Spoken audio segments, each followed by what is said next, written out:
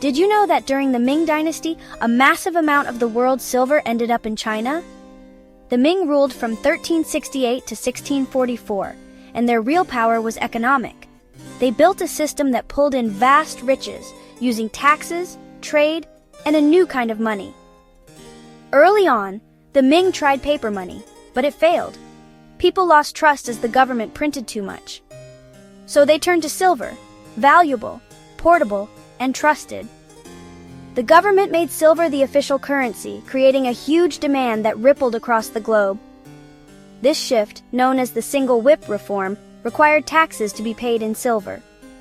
Suddenly everyone, from farmers to merchants, needed silver, linking the entire empire to a single monetary system. China didn't have enough silver mines, so it looked abroad. Japanese and American silver, especially from Spanish traders, flowed into China in exchange for silk and porcelain. Spanish galleons sailed silver to the Philippines, then traded it for Chinese goods. This created the first truly global trade network.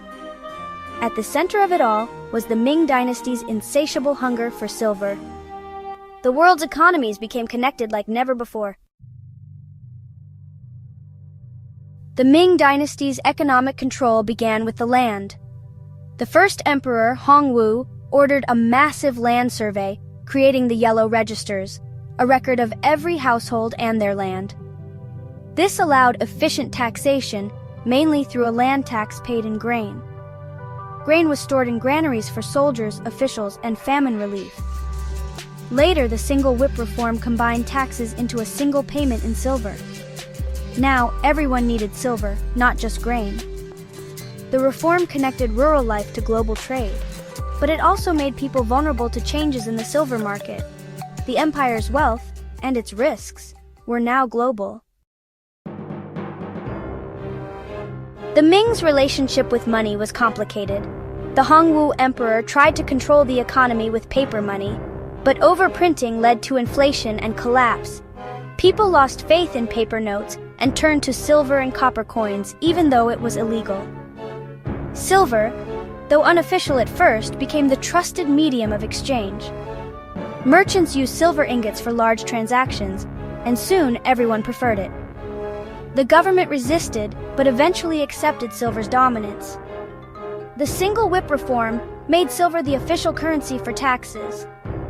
This stabilized the economy, but created a new problem. China didn't have enough silver mines. The Ming now depended on foreign silver, tying its economy to global trade. The health of China's economy was no longer in its own hands. The shift to silver was a turning point, both a solution and a vulnerability. The Ming's monetary policy was now global. The empire's fortunes would rise and fall with the flow of silver. Currency became both a tool of power and a source of risk. The stage was set for dramatic change. The Ming Dynasty tightly controlled foreign trade. Early emperors feared private sea trade would cause instability, so they imposed the sea ban. They promoted the tribute system, where foreign rulers sent gifts and received permission to trade. This was more about diplomacy and power than free trade. Admiral Zheng He's voyages displayed China's power and expanded the tribute system. Despite the ban, demand for Chinese goods fueled a thriving black market. Smugglers and pirates operated along the coast. By the mid-1500s, the government lifted the sea ban. This led to a boom in maritime trade. Silver from Japan and the Americas poured in, exchanged for silk, tea, and porcelain. The Ming's trade policies connected China to the world. The global economy was now anchored in Chinese demand. Trade, both legal and illegal, transformed the empire. The world's silver flowed east, and China became its destination. The Ming's economic boom created a new powerhouse, the merchant class. Traditionally looked down upon, merchants became wealthy as trade flourished. They built vast family businesses and complex trade networks across China. The salt trade, managed by private merchants under government monopoly, produced some of the richest people in the empire. These merchants lived in luxury and became patrons of art and culture. Their rise challenged the old social order, where scholars and farmers held the highest status. Wealth now competed with education as a path to influence. Rich merchant families invested in their children's education, hoping to gain official ranks. Sometimes they even bought government positions outright. This blending of wealth and official status created a new elite. The government needed merchants for taxes and trade, but also feared their growing power. Regulations and monopolies tried to keep them in check. Tensions simmered between the state and the commercial world it had helped create. Merchants became both the engine and the challenge of the Ming economy. Their influence would shape China's future. The old order was changing fast. The flood of silver from the Americas and Japan transformed the Ming economy, but it was a double-edged sword. On one hand, silver fueled economic growth, new markets, and booming industries like silk and porcelain. The single whip reform simplified taxes, letting farmers specialize and connect to the wider market. Life became more predictable for many and cities thrived, but dependence on foreign silver was risky. The Ming had no control over mines in Japan or the Americas. When the global silver supply shrank in the early 1600s, disaster struck. The value of silver soared, making taxes harder to pay. Farmers had to sell more crops just to get enough silver, doubling their tax burden. Hardship and poverty spread as people lost land and livelihoods. The economic crisis weakened the Ming from within. The very system that brought prosperity now brought instability.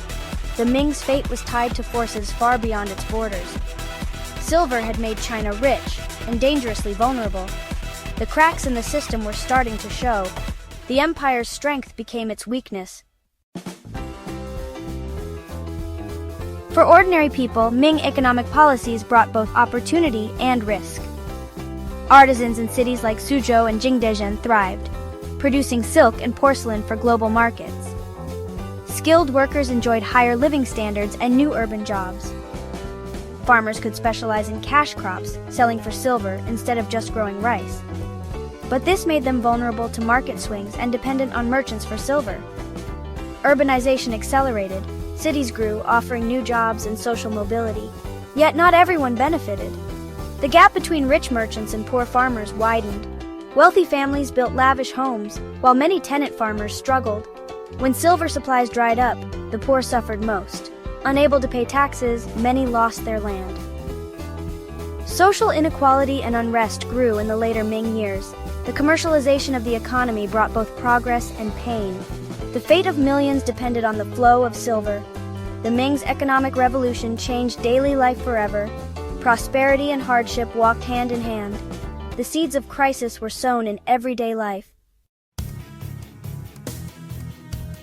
By the early 1600s, the Ming's economic engine was faltering. The flow of foreign silver slowed as Spain and Japan restricted exports. Silver became scarce, causing deflation and soaring tax burdens. Ordinary people sold goods for copper but owed taxes in silver, making survival nearly impossible.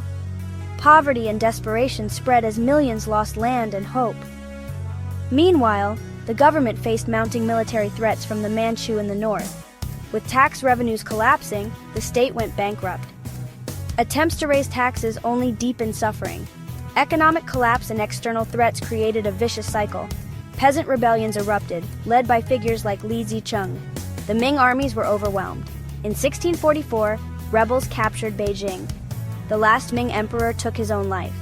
The mighty Ming Dynasty, once an economic superpower, fell under the weight of its own system. The silver that once fueled prosperity now hastened collapse. The end had come. The Wei Tai. The fall of the Ming was not the end of its economic story. The Qing dynasty inherited the silver-based system and kept the single whip tax.